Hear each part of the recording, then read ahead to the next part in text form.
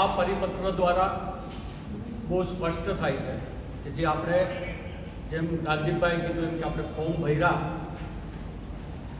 ત્યારથી દબાણો કરવા, ધમકીઓ મારવી, ગોંડલ હોય કે બરોડા હોય, હરેક જગ્યાએ ક્યાંક ને ક્યાંક તંત્ર આવ્યું. તંત્ર પણ આની અંદર ક્યાંક ને ક્યાંક સાથે જ જોડાય છે. પોલીસ ડિપાર્ટમેન્ટના નામ ખુલ્યા, જે પીઆઈની મંડળીઓ થઈ ગઈ હોય એ પીઆઈ જે તે સ્થળે ના ગયા હોય અને આ બનાવો બન્યા. પણ આ ભારતીય જનતા પાર્ટી ને ક્યાંક ને ક્યાંક પાછળથી મને એવું લાગે છે કે એને યાદ આવી ગયું કે દાખલા રૂપે રાજકોટ જ છે તો રાજકોટના વોર્ડ નંબર 15 ની અંદર જેની ઉપર 302 નો કેસ ચાલુ છે એ આજે ભાજપના પ્રતિનિધિ તરીકે ઉમેદવારી કરી અને ઇલેક્શન લડી રહ્યા છે. એટલે ક્યાંક કાયદાની જે ઉચાડ છે એમાંથી બહાર કાઢવાનો કે જ્યાં જ્યાં એનાથી આવા જે એને ઉમેદવારો મૂક્યા છે એ ઉમેદવારોને બૂથની અંદર જાતા કોઈ ના રોકે. એટલે આ પરિપત્રની અંદર એક રસ્તો કાઢ્યો હોય એવું સ્પષ્ટ થાય. પણ આ દેશની અંદર અને ગુજરાતની વાત કરીએ, ગુજરાતી તરીકે આપણે શરમજનક જે વાત અને જે ઘટનાઓ છે એ ઘટનાઓ એવી છે કે આ દેશના આજના જે હોમ મિનિસ્ટર બેઠા છે એ પણ ગુનાઓમાં એટલે કે 302 માં એની અંદર એને પણ ફરાર થવું પડ્યું હોય, 6 મહિના ફરાર રહ્યા હોય અને એ આ દેશના જે હોમ મિનિસ્ટર છે, આજના ગુજરાતના હોમ મિનિસ્ટર છે કે જેને બોલવાની ભાન નથી.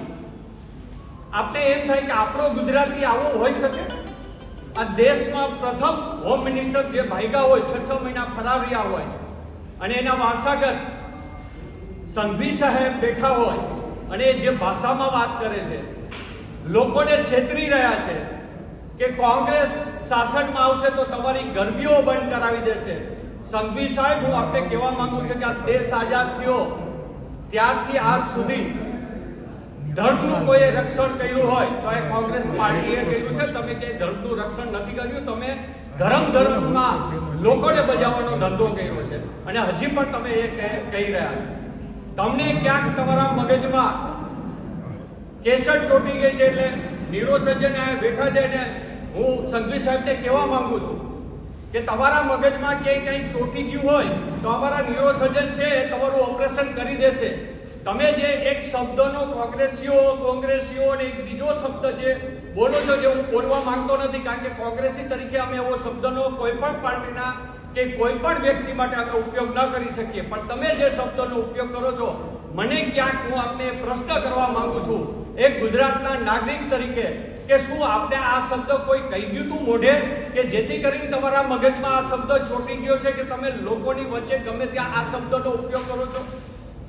આ પરિપત્ર છે એ લોકશાહી અને ચૂંટણીના પંચના જે કાયદાઓ છે, કારણ કે આનું અમે કાયદાકીય અભ્યાસ કરીશું. કારણ કે જ્યારે ચૂંટણીનો કાયદો બને એ કેન્દ્ર સરકારની અંદરથી બનેલો હોય, પણ રાતોરાત ગુજરાતના ચૂંટણી પંચના સચિવશ્રી આવો પત્ર મોકલે અને છેલ્લી લીટીમાં આવું લખે કે કોઈ પણ ગુનાહિત લોકો બૂથમાં ન બેસી શકે, એ પત્ર અને એ જે વસ્તુ છે એને રદ કરવામાં આવે છે તો એને સત્તા ખરી? કારણ કે ચૂંટણી પંચના કાયદાઓ બને એ પાર્લામેન્ટમાં બનતા હોય, રાષ્ટ્રપતિ પાસે મંજૂરીમાં જતા હોય અને આ ગુનાહિત લોકો અંદર ભાગ ચૂંટણીમાં ના લે, ગુનાહિત લોકો બૂથમાં ન બેસે તો એનો ફેરફાર કરવાનો આ લોકોને અધિકાર છે કે કેમ? કારણ કે આ લોકો તો એવા લોકો છે કે આ લોકો અભ્યાસ કરે, કોર્ટમાં જાય, ત્યાં સુધી ચૂંટણીને સંકેલો થઈ જાય અને પછી ભલે લડ્યા કરે. છેલ્લા 4 દિવસથી આપણે જોઈએ છીએ કે એટલા રઘવાઈ થઈ ગયેલી આ સરકાર ગુજરાતની કે એના ધારાસભ્યો બરોડામાં ધમકીઓ મારે કે તમે અહીંયા રિઝલ્ટ ખરાબ આવશે તો અમે આમ કરશું. વેરાવળની અંદર ત્યાંના ધારાસભ્ય એવું કે મારા ઘરના દરવાજા બંધ સમજજો જો તમે ભાજપને મત નહીં આપો તો. ભાઈ, તમે લોકોના મતથી ચૂંટાયેલા લોકો છો, તમે લોકોને ધમકી કેમ મારી શકો? એટલે ધીમે ધીમે ખાલી ગુજરાત નહીં પણ આખું દેશ છે એ ગુનાહિત લોકોના હાથમાં જઈ રહ્યો છે. ત્યારે અમારી, તમારી, મીડિયાની બધાની જવાબદારી છે કે આ દેશ, આ રાજ્ય ગુનેગારોના હાથમાં ન જાય એના માટે આપણે સૌ સાથે મળીને આનો વિરોધ કરીએ અને આપ સૌ પણ આની અંદર જોડાય અને આવા પરિપત્રોનો બહિષ્કાર થાય એમાં આપ સૌ જોડાશો એવી આપ સૌ પાસે હું આશા એક અતિ અગત્યની અને તાત્કાલિક પ્રેસ કોન્ફરન્સ બોલાવવામાં આવી છે. આ પ્રેસ કોન્ફરન્સમાં રાજકોટ શહેર કોંગ્રેસ પ્રમુખ ડોક્ટર રાજદીપસિંહ જાડેજા, ઓબીસી ગુજરાતના ચેરમેન મહેશભાઈ રાજપૂત અને મહિલા અગ્રણી અને યુવા સીના ચેરમેન વૈશાલીબેન શિંદે સાથે ઉપસ્થિત આપ સર્વે પ્રિન્ટ અને ઇલેક્ટ્રોનિક મીડિયાના મિત્રો, આજની પ્રેસ બોલાવવાનું મુખ્ય કારણ એ છે કે ગુજરાત ગુંડોના હવાલે થઈ ગયું છે. ગુજરાત ગુંડાઓના હવાલે થઈ ગયું છે અને ચૂંટણીનું ચીરહરણ થયું છે. હું તમને હમણાં બધી કોપીઓ આપીશ. ગુજરાત ચૂંટણી પંચ આયોગે ગઈકાલે એમના સચિવ આરજી ગોહિલ મારફત એક સર્ક્યુલર જાહેર કર્યો, જેનો ક્રમાંક જે છે એ લાંબો છે, પણ 16/6/51 થી 16/7/51 નંબરનો એક પત્ર જાહેર કર્યો. આ પત્રમાં મતદાન મથકમાં એજન્ટ તરીકે કોણ બેસી શકે એની એમણે સ્પષ્ટતા કરી. નકલ હમણાં તમને અમે આપશું 10 મિનિટમાં. પણ વાત એ છે કે જે સુધારો એમણે કર્યો એ એક્ઝેક્ટ વર્ડ ટુ વર્ડ હું વાંચું. વધુમાં આયોગના પરિપત્રની નિયુક્તિ કરવામાં આવતા ચૂંટણી એજન્ટ અથવા મતદાર એજન્ટ, મતગણતરી એજન્ટ પર કોઈ પણ જાતનો ગુનો નોંધાયેલો ન હોવો જોઈએ કે ગુનાહિત ઇતિહાસ ધરાવતો ન હોવો જોઈએ એ જોગવાઈ આથી રદ કરવામાં આવે છે. એટલે અપરાધીઓ, ગુંડાઓ, સજા પામેલા, ખૂન કેસ, ટોર્ચર, ખંડણી, બળાત્કાર, આ બધા જ લોકો હવે ચૂંટણી મથકમાં એજન્ટ તરીકે બેસી શકશે એવો આ પરિપત્રનો સીધો અર્થ થાય છે. જનમત ખસકી જતા હાર ભાળી ગયેલી ભારતીય જનતા પક્ષ ગુંડાઓ અને અપરાધીઓના શરણે ગઈ છે અને જનમતને આવા દાગી કલંકિત લોકોને મતદાન મથકમાં બેસાડીને મત ચોરવાનો અને ચૂંટણી ચોરવાનો પ્રયાસ કરી રહી છે. એને માટે આજે આપને અમે આમંત્રિત કર્યા છે. આ લોકશાહી માટે અત્યંત કલંકરૂપ પગલું છે. કોંગ્રેસ આનો ભરપૂર વિરોધ કરે છે અને તમને પણ વિનંતી કરે છે કે લોકશાહીમાં ચૂંટણીનું ચીરહરણ ન થાય એટલે આપ પણ અમને અમારા આ મિશનમાં ખુલીને મદદ કરો. આ પરિપત્રની નકલ આપને આપવામાં આવશે હમણાં જ. પણ મૂળ વાત આ હતી. રાજકોટમાં ત્રિપુટીએ ભયંકર ભ્રષ્ટાચાર કર્યો, તરખાટ બચાવ્યો ભ્રષ્ટાચારનો. તેમ છતાં અઢળક પૈસો ભેગો કરીને ચૂંટણી જીતવાની ગણતરી જ્યારે ફેર જાતી લાગી ત્યારે આ લોકોએ આ પરિપત્ર કઢાવ્યો છે અને હવે મતદાન મથકમાં આવા દાગી લોકો બેસી અને મતનું ચીરહરણ કરશે એટલે ગુજરાતની લોકશાહી ખતમ થવાને આરે આવીને ઊભી છે. આ અમારો કન્સર્ન છે. મારી વાત આ સાથે મેં પૂરી કરી છે.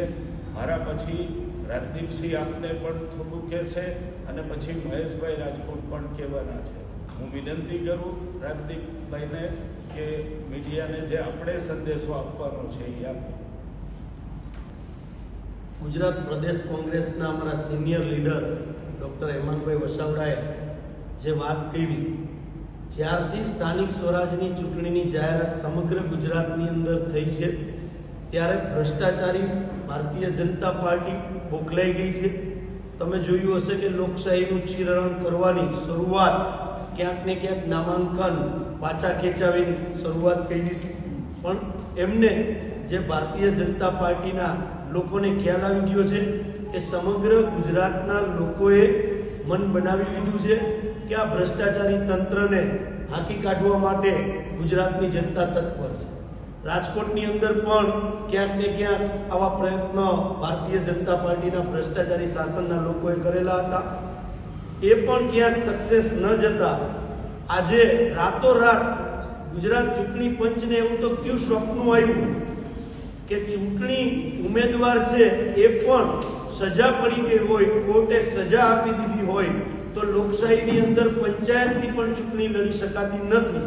જેમના ઉપર કેસ ચાલ્યો હોય અને કેસની સંપૂર્ણ સુનવાઈ થઈ ગઈ હોય અને સજા જ્યારે કોર્ટે આપી દીધી હોય ત્યારે એ ચૂંટણી પણ લડી શકાતી નથી. આ બંધારણીય જોગવાઈ છે. તો રાતોરાત એવું તો શું થયું કે પોલિંગ એજન્ટ તરીકે અને ચૂંટણી એજન્ટ તરીકે તમે 302 નો આરોપી નહીં પણ આરોપ સાબિત થઈ ગયો હોય, આરોપી નહીં આરોપ સાબિત થઈ ગયો હોય નીચલી કોર્ટમાં, હાઈકોર્ટમાં કે સુપ્રીમ કોર્ટમાં, જે સજા કાપી હોય એ પણ આની અંદર બેસી શકે, ચાહે 307 નો ઉમેદવાર હોય અથવા 376 નો બળાત્કારી નો ઉમેદવાર હોય. તો રાતોરાત એવું શું થઈ ગયું ગુજરાતના ચૂંટણી પંચને કે ભારતીય જનતા પાર્ટીની કઠપુતલી બનીને બંધારણ ઉપરાંતની આ તાત્કાલિક જે પરિપત્ર કર્યો છે એને સમગ્ર કોંગ્રેસ પરિવાર દ્વારા વખોડીએ છીએ અને આપના માધ્યમથી, ચોથી જાગીરના માધ્યમથી કહેવા માંગીએ છીએ કે રાજકોટની જનતા અને ગુજરાતની જનતા સમક્ષ પણ આ ભ્રષ્ટાચારી તંત્રનો અસલી ચહેરો આવે. કારણ કે ચૂંટણી પંચ પણ ક્યાંક ભારતીય જનતા પાર્ટીની ભ્રષ્ટાચારી શાસનની ગાઈડલાઈન નીચે ચાલતું હોય એવું લાગ્યું.